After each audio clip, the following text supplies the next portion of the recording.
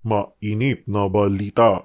Kung Dan Fernandez put the paper he was holding on the table and told me, ito ang sasabihin mong statement na ito, while pointing on the paragraph on the paper. Ito ang supplemental affidavit ni Colonel Garma. Sabihin mo, alam mo ang reward system. I-confirm mo. Your Honors, sa ating lahat, magandang hapon. Allow me to read my opening statement. Matapos ang House Quadcom hearing na umabot ng 14 hours, dumating ako sa bahay ng madaling araw ng October 23, kasagsagan ng bagyong Christine. Hinihintay ako ng aking pamilya at nag-aalala at di nakatulog hanggang safety akong makauwi. Dala-dala ko ang masamang karanasan at hinanakit sa pangyayari, pero di ko agad nasabi sa aking asawa. Hanggang lumipas ang ilang araw, napansin niyang matamlay at di ako mapakali. Di ko matiis na di ko sabihin sa kanya, kahit alam kong apektado siya at may nervyos ang pag-usapan ay tungkol sa trabaho ko. With great courage, I confided everything to her. Kahit ito ay malaking problema, and it will affect us and it will change on our normal and simple life. My career for almost 30 years of service, our personal and family safety and security, and maybe I will be condemned or be ostracized. My wife hugged me and started to cry and asked me why. I told her patagal na tayong nagsusumikap and we have to be strong and survive together. Mauna ni ang panahon nga magpakabanata means makialam. Lisod maging witness rata o maging innocent bystander. Maangol gyapon ta o maging casualty tayo. Gipasabot nako sa iya ha. I have to explain to her, kailangan naay mo barog sa kamatuoran. There must be someone to rise up to the occasion. I told her that I have the moral obligation and a call of duty to uphold as police officer. In the eyes of God and in the soul of man, I have to say this, even God was betrayed 3 times. But this time, I have to say this, I don't want to betray our beloved country, our fellow Filipinos, and to God Almighty. I don't want to discredit the men and women of the Philippine National Police, the institution where I belong. I don't want to destroy my beloved alma mater, the Philippine National Police Academy, who molded me with moral values to speak for the truth that I owe, and it's time to give it back the honor and respect. Your Honor, allow me to read my affidavit. Good. Sige. David, Yes, Your Honor. sige, also submit a copy to us. Sige, Yes, Your sige. Honor. Mahaba po yan? Ilang pages pa yan? Saglit lang, Your Sige, Honor. go ahead. Allow me to read, Your Honors, my affidavit. I, Police Colonel Hector U. Grijaldo, 3rd Level Officer, presently assigned a personal holding administrative unit, Camp Crame, Quezon City, after duly sworn to, under oath and in accordance with law, do hereby depose and states that I have been dedicated to public service for almost 30 years, and since I took my oath as cadet on June 1, 1995. On October 16, 2024, I was again invited as a resource person in the 9th Joint Public Hearing of Committees on Dangerous Drug, Public Order, Safety and Human Rights, and Public Accounts of the House of Representatives scheduled on October 22, 2024 at 9:30 a.m. I, together with other invited PNP personnel, attended the joint hearing in the House of Representatives. After I answered questions related to extrajudicial killings and the reward system, I was approached by a security personnel while I was seated in one of the witnesses during the hearing. The said person told me that I was summoned by Congressman Dan Fernandez. I went out of the room with the security personnel. When we were outside, he told me to go to the left corridor and proceed straight to the end room. While walking, I saw other witnesses who were standing in the corridor, including my classmate, Major Portalesa and Captain Anova, who was wearing a PNP uniform, and the latter acknowledged me by saluting. When I entered the room, I saw 2 lawyers of Police Colonel Garma standing inside the room. One of the lawyers approached me and then asked me what we are going to talk about. I said I do not know. After a while, Kong Dan Fernandez entered the room and he asked me to sit beside him on his right side.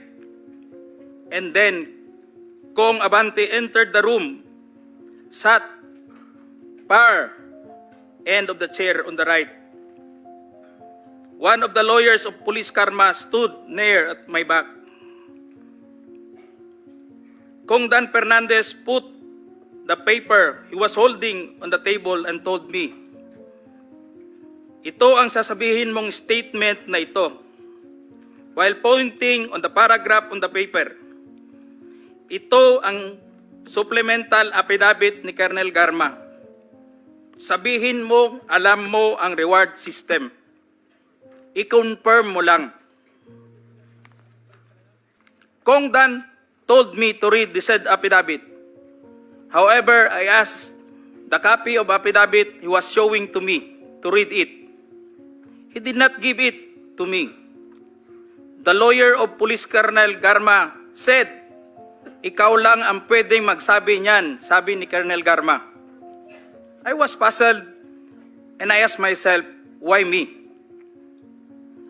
I respectfully told him that I cannot confirm.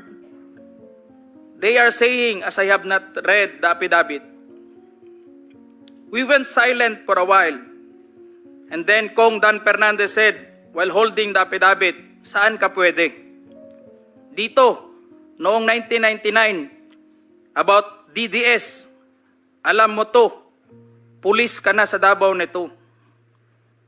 I politely told him that I was not still with the PNP because I was working with the Bureau of Jail Management and Penology in 1999 that time. After some time, Kong Abante asked me how many years do still I have with the PNP. I answered, I still have 4 years before my retirement. Then he made a remark, "Pwede ka pang maging general." I humbly responded to him, "Masaya na ako sa ranggo ko, sir. Pagkatapos nito, sir, uuwi na lang ako. At magtatanim na lang ako ng kamote sa amin." The cordial conversation between us continued, and I felt that they wanted me to convince me to do what they wanted me to do. Then Kong Abante asked me where I serve as a chief of police, to which I answered, Mandaluyong City Police Station, sir. Kong Abante then persuaded me by saying, ikaw naman, Colonel, ganito na lang, alangan namang walang insidente o pangyayari sa panahon na yon. I answered, and I served as a COP in Mandaluyong during the COVID-19 pandemic, and there were less crime committed. And we did not receive any reward from anyone. I added that we only received funds, additional MOA or support fund, from the Peace and Order Fund of the LGU. I then respectfully told Kong Dan Fernandez that anybody can debunk my statement if I confirm the testimony of Colonel Garma about the DDS in 1999, since I was not a member of PNP at the time. And I have no personal knowledge as to the reward system. Additionally, I said, the work of the policeman are noble and requires great sacrifice, even without the reward or award. It is our moral obligation and a call of duty to serve our country and people. Then Kong Dan asked me, si Colonel Garma, anong masabi mo sa kanya sa Barayuga? I politely told him I cannot comment on the case. When I respectfully answered him, Sir, mahirap yan. Kasama kami sa nag-iimbestiga at hindi ko alam kung ano ang kinalaman niya at may investigasyon din sa amin, baka ma-incriminate ako, sir. After the discussion, they did not give me a copy of the second affidavit of Police Colonel Garma. I felt that I disappointed them. Kong Dan Fernandez and Kong Abante left the room, while I and the two lawyers of Police Colonel Garma stayed in the room for a while. I presume that they are about to present the second affidavit of Police Colonel Garma. I asked the two lawyers of Police Colonel Garma why they have chosen me. They did not answer me and just stared at me. And that I went back to the hearing room. When I went back to the hearing room, I immediately called the attention of Police Colonel Lito Patay, who were sitting behind the witness table. We proceeded at the back of the lobby area when they suspended the hearing. I confided and discussed to him what happened in the room with Kong Dan Fernandez and Kong Abante and the two lawyers of Police Colonel Garma. That's all, Mr. Chair. Thank you, Colonel Grijaldo. What motivated you to speak before this committee?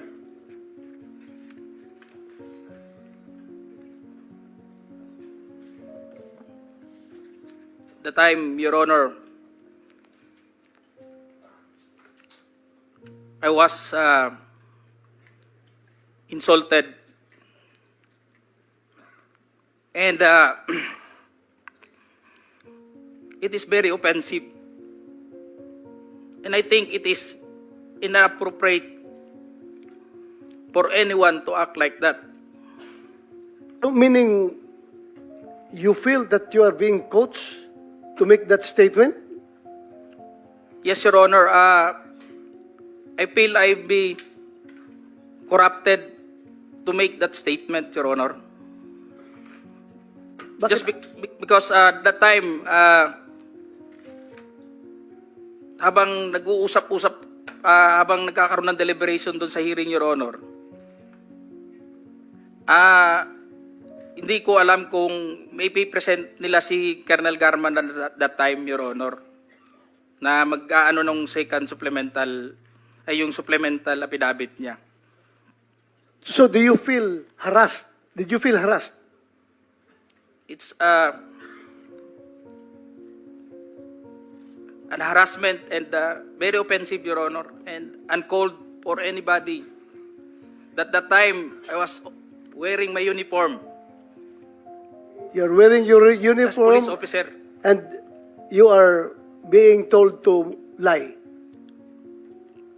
Parang Am I correct? gusto nilang magsisinungaling po ako, Your Honor. So, Colonel Grijaldo, I would like to thank you for your courage. I'm sure maraming police ngayon nanonood. And if you have observed, mabuti na nagsalita ka. Dahil if you have observed, the way they are treating policemen in the Quadcom, it's very hard. I feel them. I feel them. Because naging police din ako. Kapag sasabihan ka lang, answer yes or no. You can only answer yes or no. You're not allowed to explain yourself. So, para bang you are being deprived. You are being deprived of your right to explain yourself. Kaya lalong-lalo na kapag ikaw itinuturuan na itong sasabihin mo, itong paragraph sasabihin mo, o dito, pwede ka ba dito?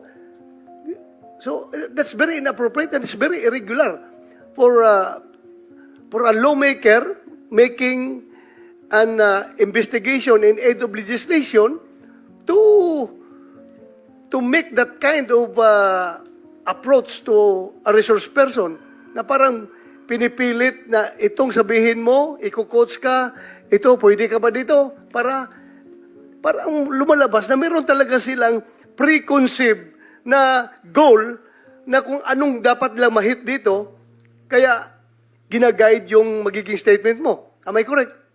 Yes, Your Honor. So ngayon, Mr. Chairman, kung nakikinig yun ang Philippine National Police, lalong-lalo na yung liderato ng Philippine National Police, I don't know what's his reaction with the statement of Grijaldo, because Colonel Grijaldo is just, I congratulate him for being so courageous enough to speak up for the truth in behalf of all the policemen na parang winawalang hiya sa mga tao na dapat hindi magwalang hiya sa inyo. Ay, kung nakikinig yun ang Chief PNP, I hope this is your person, this is your man. Dapat dipinsahan ninyo ito. Huwag ninyo itong ilagay sa litsunan. Huwag nyo ilitsun itong tao na ito. Because he's standing for the PNP. Na dapat hindi ganun ang treatment ng mga resource person pagdating sa investigation. Kasi parang ang baba ng tingin sa inyo, ng nag-iimbestiga sa inyo. Yun lang ang nakikita ko, masyadong mababa. That's all, Mr. Chairman. Thank you, Congratulations. And we'd like to thank you for standing up. Your time has also expired. But sige nga, the long and short of it, yung may maikling kwento, kasi hindi ko naman napanood buong Quadcom, kayo ba ay tumistigo sa Quadcom din, finally? Nagsalita rin kayo ron? Yes, sir. We were already at the... Nag-affidavit ka doon? Nagsabit ka Wala po kaming Wala ka inapidapit ko just So, ilang tanong lang ang sinagot mo doon? Ilang tanong? Tungkol saan? Anong The topic? last time that I was asked by Congressman Paduano, it's all about the operation sa Oron, Your Honor. Oron? Sa Oron, One yes. particular operation. Yeah. Sa first appearance mo. Second appearance mo. Anong Your topic? Honor, the first appearance on September 27, it's all about about EGK that time, Your Honor. Sige, basta wala kang affidavit, so makikita No, Your na Honor. natin. Okay, so my colleagues, the President is getting tired. So kung meron tayong questions for the address to the former President, tanungin na lang natin. Sir, okay ka lang, sir? Sir, I'm good until 4 o'clock. Yeah, I know. 5 na, sir. 5 na. Totoo, sir. 4 a.m. 4 a.m. He's referring to 4 Hindi ako a.m. nagpapatawa. Yes, I know that, Mr. President. Mr. Chairman, Okay, so- just to clarify, and I hope I didn't miss anything. When Colonel Grijaldo made mention about him being asked to lie and being asked to be influenced by a legislator. He is by himself, Mr. President. Can you answer the There's question? no one in the room who can Witness. actually... Sino daw naka-witness ng exchange Is na there yon? anyone, sir? At present the time, the two lawyers of Colonel Garma, they were on the right side of at the back that time, Your Honor, because it was discussed in the table on this place, and it was shown to them also. It can be seen by the two lawyers, because we are only 5 in the room, Your Honor. And seen and heard Yes, Your Honor. the words that you uttered a while ago. Just because one of the lawyer reacted when I refused to confirm the statement, because the holdings of this paper, Your Honor, like this, it was on the second page, and I've seen some notes or names, and my name was indicated in that statement. So when I rejected, or I don't want to say rejected, parang nag-explain na ako na hindi ko kayang i-confirm yung statement na yun. And what was the Sabi niya, reaction again? The reaction of the lawyer said, hindi na rin sila umimik, Your Honor. Kasi yun lang naman gusto nila na mag-collaborate do sa statement na pinabit ni Colonel Garma. thank you, Mr. Okay, Chair. so can we now entertain questions directed to the former President? Ano, sir? You're right. Wait a minute. Yes, Mr. sir. President raising his hand. Yes, sir. Oo. Thank you for giving me the time. I'd like to ask the Colonel, sino yung idiot na superior mo?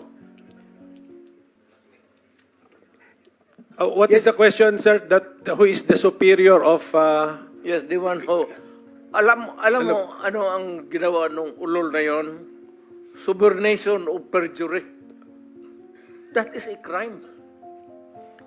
Tingnan mo sa revised penal code.